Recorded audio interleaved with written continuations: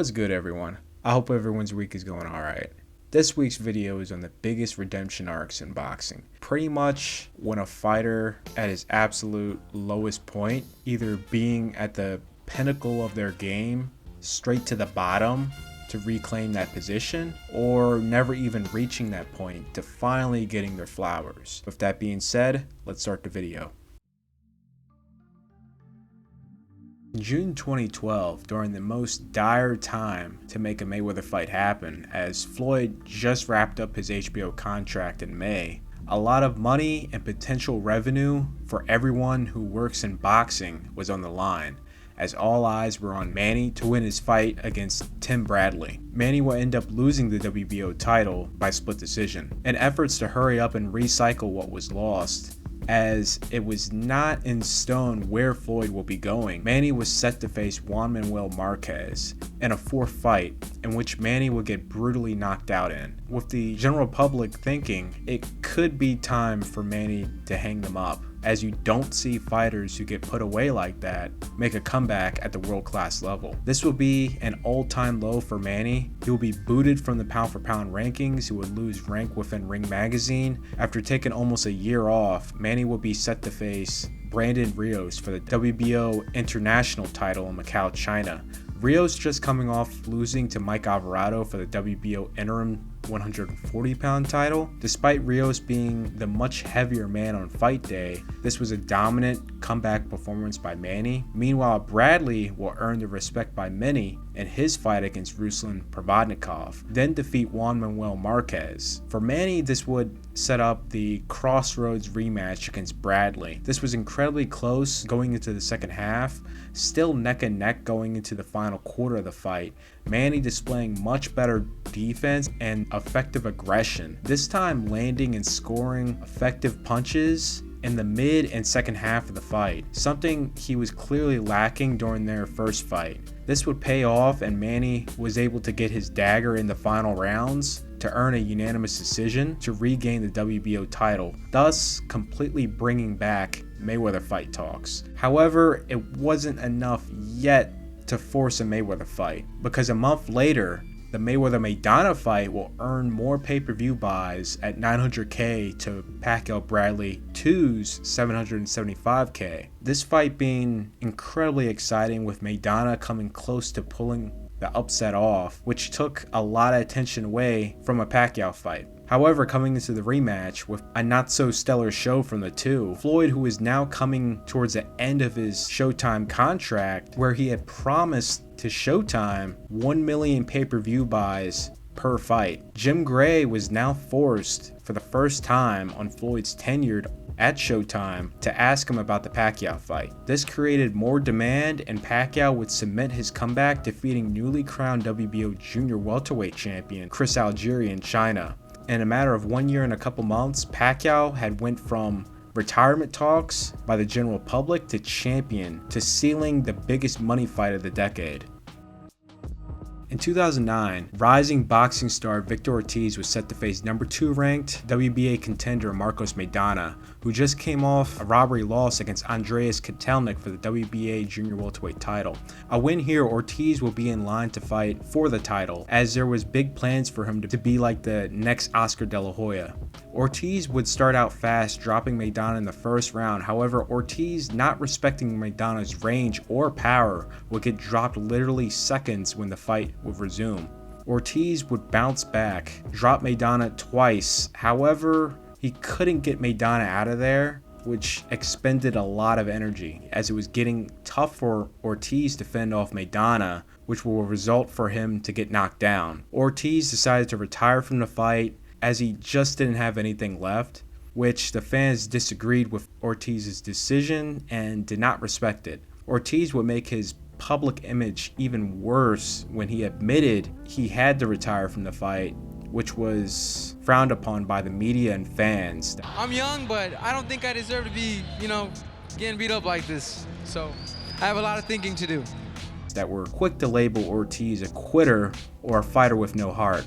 Ortiz was able to bounce back and go on a 4-fight win streak against Antonio Diaz, former unified champion Nate Campbell, and former titleist Vivian Harris, to set up a fight with Lamont Peterson. Despite getting 2 knockdowns and stacking up a lead over Peterson, Ortiz will let Peterson back into the fight, which, with Ortiz being reluctant to engage with Peterson, resulting in Peterson to catch up and force the fight to a draw on the cards. In a crossroads fight, Ortiz, in his first fight at welterweight, will go on to face Andre Berto for the WBC title. Ortiz was unranked by Ring Magazine. Berto was at number 3. Due to this, Ortiz's previous performance, he came in as a 3-1 underdog. Ortiz would start out fast and drop Berto. Berto would come back and drop Ortiz in the second round. Back and forth action, really similar to the Maidana fight. Berto, who has gone in deep waters, still had that edge on Ortiz, as Ortiz could have easily folded the way he did against Maidana, which it was starting to look like that as he would get dropped in the 6th round. The same round Maidana dropped him 2 years ago. Berto, just moments of securing the TKO win, will get dropped by Ortiz. Cut is good too. Now Ortiz is gonna. Oh my God! Unbelievable! What a fight! This would completely change Berto's momentum in the fight, where Ortiz was able to show his grit and finish the fight strong, sweeping Berto in the cards to become the WBC welterweight champion and secure a dream September date to fight Floyd Mayweather. Before we get back with the video, be sure to hit the like button, and if you're new or a returning viewer, subscribe to help this video get pushed and the rest of the good old folks can view the video. Thanks for sticking around to the end, and let's get back to the video. Every character has an arc, you understand? He starts down here, he ends up here. Where's my arc, Paulie? Winky Wright was written off at the start of his career when people in the industry were spreading rumors he had asthma. This rumors would ultimately affect his career, where nobody wanted to sign him for fights to move up the ladder. He was literally gatekept at the club circuit. Everybody was spreading around that Wink had asthma, he had weak hands, he didn't like to train. I mean, everything was negative, which wasn't true at all. It was only because a lot of promoters talked to us, a lot of local small promoters, and we wouldn't sign with any of them. So they started spreading rumors about us. I called all the big promoters, Duva, Don King, Bob Arum, but they were all too busy with their big name fighters. I never even got a return phone call. Wright would make the wisest decision, which at that time, it was incredibly discouraging because it was completely unheard of for an American to make such a move to restart his boxing career abroad in Europe. Wright would have a career in Europe, getting quality rounds in and gaining respect in that region. Despite falling short in his first title fight, he will still be given the opportunity to rebound in Europe to now become champ at junior middleweight, picking up the WBO title. The Europeans, they called me the master boxer. I was beating all their top-notch fighters that they thought was coming up. I'd come over there, I'd beat them. Then I'd come back, beat the next one. And they was like, here come Winky Wright, once again, coming to beat our fighters. Well, we're almost running out of fighters to put up against you. You've taken almost the cream of our crop. What's next for you? Hopefully I can get back to the United States. After 7 years of fighting mostly abroad, Wright would have enough pull in the rankings to make a true US debut in the sport. We'd go through the airports and he was recognized like a big star. They'd ask him for autographs, and then of course we'd fly back to the States and nobody knew him. It was kind of disheartening, actually. It was a little difficult, seeing fighters, on TV that I know I can beat, and they making all this money and I'm not, but I can't get the opportunity to fight them. Earning a shot to face rising boxing star Fernando Vargas. Wright would get the better of Vargas and be up in the final quarter of the fight. However, Wright would throw that away and Vargas would squeak by on a majority decision win. Despite the loss, a lot of new eyes were on Wright. However, he was still looked as not on that level. Wright would rebound back, capture the IBF and US regional crowns to earn another crack at the title, defeating Robert Frazier for the vacant title. After 4 defenses, Wright was given the dream opportunity to show to the world his worth by fighting WBC, WBA champion Shane Mosley for the undisputed junior middleweight title. Mosley only took this fight because Wright had a title, and it was a gamble worth playing, as the fight with Tito Trinidad and a trilogy with De La Hoya would be for even more money than was originally on the table. Wright on that night would earn everyone's respect. He would dominate the fight to become undisputed champion. This was even bigger of a win on Wright's end, as Mosley was caught up on the Balco PED scandal. which later he admitted to take an EPO. There would be an immediate rematch with Wright winning once more. This arc was finally completed when Wright would completely demolish the 8-5 favorite Tito Trinidad, sending him to retirement, now indisputably shutting the doubters up and forcing the public to give him his flowers, ending this 10+ year arc. In 1997, at the time, fringe contender Vince Phillips, who was the heavy underdog, would stop undefeated rising star and IBF champion Costa Tszyu in the 10th round. This would be named 1997 Upset of the Year by Ring Magazine. Tszyu would fight his way back up to become the WBC interim champion, then later the champion. However, due to his loss, he just wasn't that guy despite unifying for the WBA title. He needed to fight rising star and IBF champ Zab Judah. Tszyu's legacy depended on this undisputed unification, as he is now 32 years old. This fight would be made for November 2001. Despite the rocky first round and momentum early on Judah's side, Tszyu just needed one opening, and Judah left himself open, which caused Tszyu to land possibly his only connection in the fight, flooring Judah. Judah getting up too quickly would fall over, resulting in Nady to stop the fight. And ending strong. Down he goes. The right hand. He's in trouble. He's in real trouble.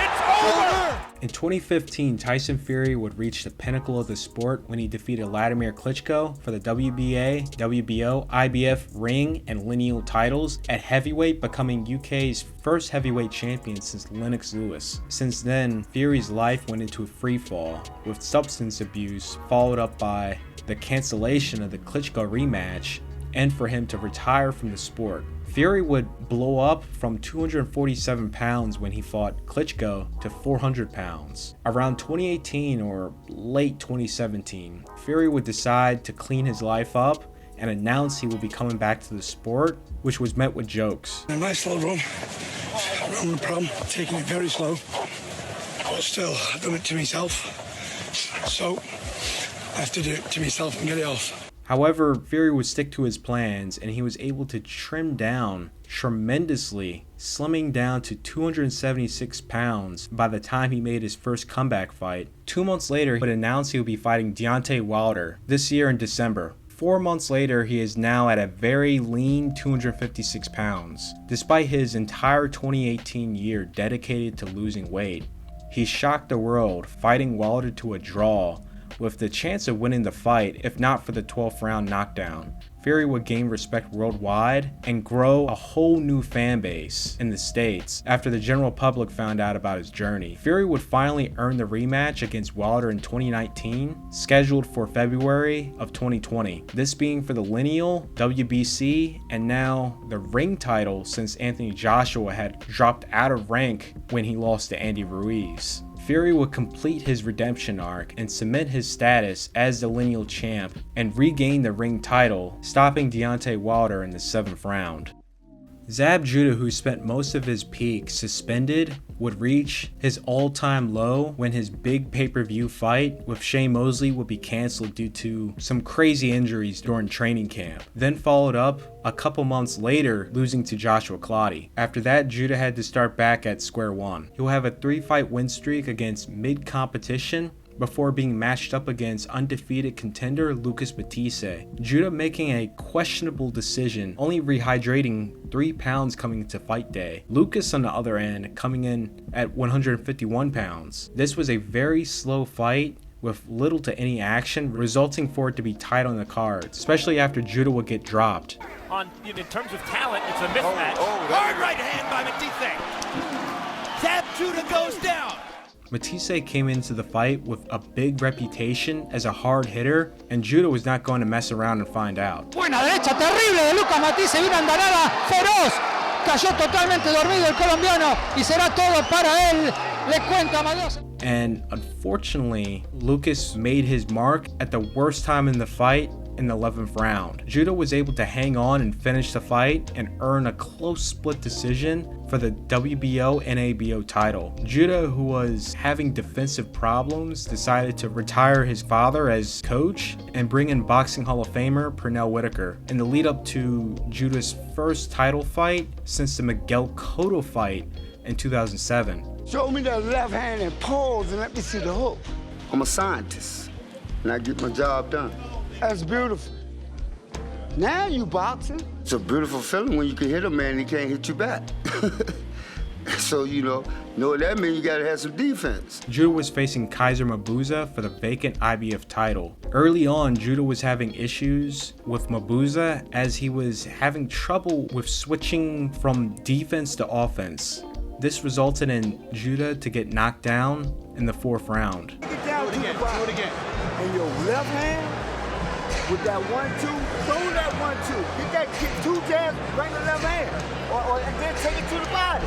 Judah would slowly find his rhythm in the 7th round, and he will finally have his moment and catch Mabuza when in the corner to send him to the ropes, resulting in a knockdown. Mabuza, completely out on his feet, would be easily finished off by Judah for Judah to become champion after 5 years. Mike Tyson, who is like a big brother to Judah, was in attendance to support him, and you can see Tyson's wholesome, candid reaction and absolute excitement to see his guy regain the title.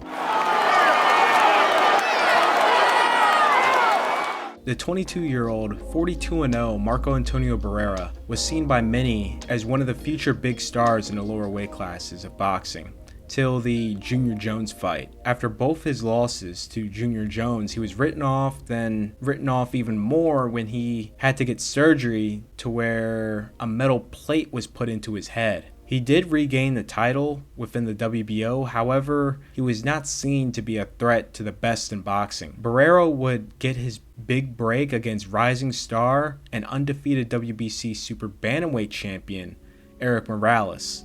Barrera would shock many that night as he just narrowly defeated Morales. Though this was seen as a mirage in Barrera's career, despite his popularity going up by a large sum, he was still overlooked as someone who can retain the status of world class. Barrera will get his opportunity to face boxing superstar Prince Naseem Hamed. He would open up the fight as the 3-1 underdog. I don't know, by cut, by decision, but I am ready to win the fight.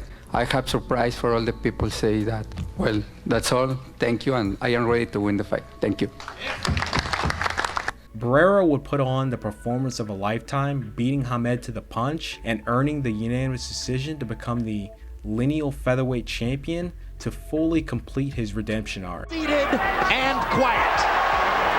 That the Prince has developed since he was a boy is being exposed. Too much chin. Barrera pounds Naseem into the ring post. Morales would begin his steep decline in 2006 when he lost against Pacquiao in their highly contested rematch, then followed up to get obliterated in the 3rd fight. Despite the break and the new weight class of lightweight, Morales would start off great against WBC champ David Diaz. However, Morales would begin to fade and Diaz would be able to win by a narrow unanimous decision. Erik then would announce his retirement. Fast forward 3 calendar years later, in 2010, Morales would announce his comeback, which was widely mocked and scrutinized by casual audiences and the general public due to his new physical appearance. First fight back was at the welterweight limit, second at a catch weight of 143, and third was at junior welterweight. His final 2 opponents were no pushovers. Willie Lyman for the WBC silver title, also who was ranked by the WBA and had given Amir Khan his first knockdown, and the incredibly dirty, tough, and hard to fight Francisco Lorenzo, which was the perfect opponent to get him ready for WBA ranked opponent Marcos Maidana. This was seen as a massive mismatch on paper, and HBO, who agreed to air the fight on pay-per-view, didn't really promote the fight, probably because of the backlash. Despite the horrible start, Morales would shock the world coming back in the fight, beating Maidana to the punch, almost knocking him down to even up the scorecards late. But it hasn't happened. Oh, huge left hook. Maidana's holding on. A last stand by Morales, perhaps. Oh, the aging warrior teaching the young star a thing or two about hand speed and combination punching. It was an effort no one was expecting, and despite Morales losing by unanimous decision, he won the hearts of many. Most people stop. And he's very much in this fight. Oh, the uppercut on the inside. See, and the hook. Big left hand by Morales. Since he was still the WBC Silver Champion, held rank within the organization as well as looking as good as he did against Maidana, who just came off a TKO victory of Victor Ortiz and almost defeating Amir Khan, Morales would be granted the George Foreman title shot, but for the vacant WBC Junior Welterweight title against the undefeated Pablo Cesar Cano. It was a highly contested, even fight by the two. Desperation by both fighters as they were both cut. Despite Cano having almost every advantage over Morales, Morales used all his experience, and unlike in the Maidana fight, due to the expended energy fighting off Maidana early, Morales would have more than enough in the gas tank to execute a big rally in the final quarter of the fight. Morales would have his chance in the 10th round to really put damage on Cano and get him out of there coming into the 11th round, becoming the WBC Junior Welterweight Champion. In 2004, for the IBF USBA title, Nate Campbell, who clearly had the momentum of possibly scoring a knockdown and maybe a stoppage as Peden was hurt, Campbell would showboat letting his guard down to get knocked out by Peden. Down goes Campbell.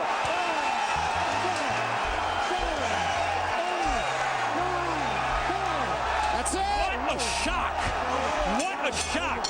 Nate Campbell all but had that fight won with those body shots. Campbell would seem to be broken goods mentally after that defeat, as he would get knocked out by Peden in their rematch for the IBF title. Another loss to Francisco Lorenzo, and another one for the IBO belt. Nate would begin to find his mark in late 2006, find himself in a title elimination tournament for the IBF title, making it to number 2 in the rankings, earn himself a shot at fighting newly crowned unified champion Juan Diaz, who was on a journey to becoming undisputed at lightweight. Diaz was the best man at lightweight, and a win here would restore Campbell's career. Campbell would finally have his day that he dreamt of, beating Diaz to the punch and outboxing and hustling him round after round to win by a narrow split decision to become the WBA, IBF, and WBO lightweight champion.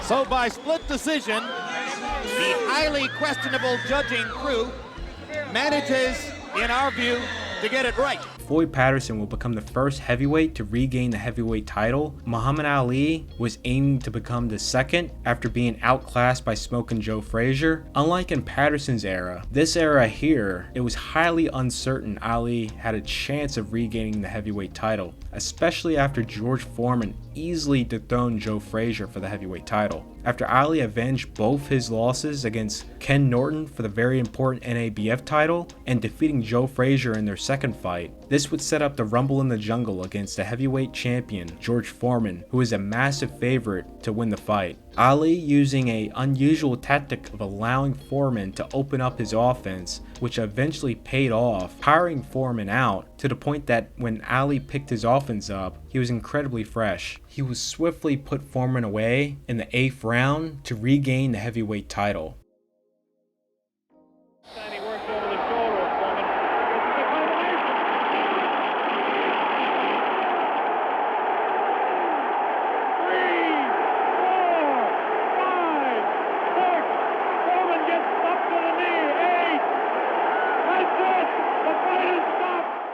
And on top of that, this is the biggest redemption arcs in boxing. For more installments, be sure to like, share, and if you're new, subscribe to Patreon for Patreon-backed projects and early access. I'm Alpha Sancho, and I'm out.